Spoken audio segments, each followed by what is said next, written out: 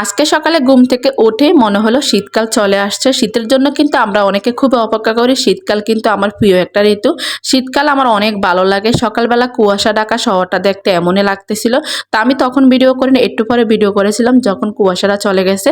আজকে প্রথম শীতকালীন এই যে মূলার শাক, কচি কচি মূলার শাক ভাজি খেতে কিন্তু ভীষণ মজা লাগে। কালকে সালের বাবাকে বলেছিলাম সকালবেলা যেহেতু মূলার শাক নিয়ে আসতে, ওই দিন আমি বাইরে গিয়ে দেখেছিলাম মূলার শাক উঠেছে বাজারে। এত সুন্দর এত কচি মূলার শাক গরম গরম ভাতের সাথে খেতে অসাধারণ লাগে। আসসালামু আলাইকুম এভরিওয়ান, সবার কি অবস্থা, কেমন? আজকে দুপুরে মূলার শাক ভাজি হবে, ছোট মাছ রান্না করা হবে, পাবদা মাছ ছেলের জন্য বোনা করা হবে, একদম দেশি রান্না বান্না হবে, সেগুলো আপনাদের সাথে শেয়ার করব। মূলার শাকগুলো ভালো করে বেছে নিতেছি, এই যে গোড়ার পাতাগুলো ফেলে দিব, শুধু আগাগুলো নিব। যেহেতু মূলার শাক একদম কচি কচি বাচ্চা মূলাগুলো দেখা যাচ্ছে, তো এগুলা কিন্তু আপনারা মূলার শাকগুলো ছোট মাছ দিয়ে রান্না করে খেতে পারবেন, আবার ডাল দিয়ে বড় মাছের মাথা দিয়ে রান্না করলে খেলেও কিন্তু অনেক ভালো লাগে। আমার কিন্তু শাকের ডাঁটাগুলো ভীষণ পছন্দ। আমরা ছোটবেলায় কিন্তু অনেক খেতাম। আমাদের পাহাড়ি এলাকাতে কিন্তু অনেক মূলা লাগানো হয়েছে।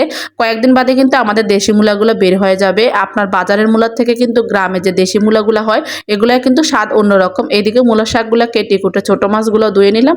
আর এই যে 4টা পাবদা মাছ নিয়েছি আমার ছেলের জন্য। তো মূলার শাকে কিন্তু প্রচুর পরিমাণে পানি হয়, তো আমি ভালো করে ধুয়ে চাকনি দিয়ে রেখে দেবো। আবার কিন্তু এগুলা বাপিয়ে রান্না করব চিপে। তো প্রথমে কিন্তু আজকে ছোট মাছটা হাতে মাখিয়ে বসিয়ে দেবো, যেভাবে আমার মা সবসময় রান্না করে। আমাদের বাড়িতে কিন্তু ছোট মাছটা হাতে হাতে মাখিয়ে তারপরে রান্না করে। তো আমি এখানে পেঁয়াজ দিয়েছিলাম, টমেটো দিয়েছিলাম, কাঁচামরিচ, আদা বাটা, রসুন বাটা, ধনিয়ার গুঁড়া, হলুদের গুঁড়া, মরিচের গুঁড়া দিয়ে সুন্দর করে তেল দিয়ে মাখিয়ে এখন মাখা মাখা করে জল দিয়ে তারপরে চুলার উপরে বসিয়ে দিই। আমাদের কিন্তু ছোটবেলা থেকে ছোট মাছ অনেক পছন্দ, কারণ আমার বাবার অনেক পছন্দ তো ছোট মাছ। সবসময় আমার বাবা ছোট মাছ কিনে আনে, আর সবসময় আমার মা হাতে মাখিয়ে এভাবে জলপাই দিয়ে রান্না করে। তো আমিও কিছু জলপাই কেটে রেখেছি, বা এখানে টক পাতাও দিতে পারেন, এত মজা হয় ছোট মাছটা। কিন্তু আমার শ্বশুরবাড়ির মানুষেরা তারা ছোট মাছগুলো একটু হালকা বেজে শুকনো শুকনো করে মচমচা করে খায়। এদিকে আমি পাবদা মাছটা হলুদ লবণ মাখিয়ে একটু বাজতে বসিয়ে দিলাম। আমরা কিন্তু পাবদা মাছ একটু হালকা বেজে তারপরে ঝোল করে খাই। অনেকে আছেন পাবদা মাছটা কষিয়ে রান্না করেন। কষিয়ে রান্না করলে আমার ছেলেও খেতে চায় না, ছেলের বাবাও খেতে চায় না। এদিকে মাছটা একটু হালকা বলক আসার পরে আমি টকগুলো দিয়ে দিলাম, জলপাইগুলো দিয়ে দিলাম। আর এইদিকে পাবদা মাছের জন্য টমেটো, পেঁয়াজ, আদা রসুন বাটা, ধনিয়ার গুঁড়া, হলুদের গুঁড়া, মরিচের গুঁড়া দিয়ে অল্প অল্প মশলা দিয়ে ভালো করে কষে তারপর পাবদা মাছটা দিয়ে হালকা মাখা মাখা ঝোল দিয়ে এখন নামিয়ে নেব। পাবদা মাছটা আসলে রান্না করতে বেশি একটা সময় লাগে না, যেহেতু মাছটা নরম, ভাজতেও কিন্তু একটু হালকাভাবে ভাজতে হয়। রান্না করার পর একটু হালকা হালকা আঁচে রান্না করতে হয়, বেশি নাড়াচাড়া করলে কিন্তু ভেঙে যায়। এদিকে আমার দেখেন একদম ছোট মাছের তরকারিটা একটু মাখা মাখা হয়ে গেছে। একটু সামান্য একটু উল্টে পাল্টে দিলাম, যাতে উপরে মাছটা নিচে যায়, নিচের মাছটা যাতে উপরে ওঠে, যাতে কাঁচা না থাকে।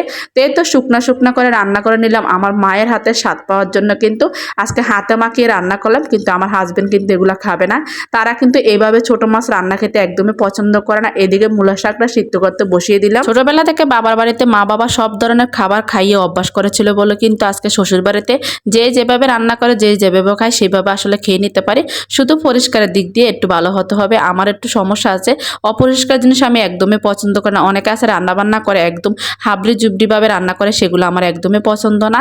এ তো মূলার শাকটা বাফিয়ে নিয়ে ভালো করে চিপে এখানে রসুন বেশি করে, পেঁয়াজ দিয়ে, শুকনো মরিচও দিয়েছিলাম, দিয়ে তারপরে ভালো করে নেড়ে ছেড়ে নিব। গরম গরম ভাতের সাথে মূলার শাক আজকে জমে যাবে। মূলার শাকটা কিন্তু আমার ছেলেও পছন্দ করে। অসুস্থ হওয়ার পর থেকে আমি চেষ্টা করি আমার বাবাটাকে একটু শাক সবজি খাওয়ানোর জন্য, কিন্তু একটু বাজি সবজিটা সে খেতে চায়, রান্না করা সবজিটা কোনোভাবে খেতে চায় না।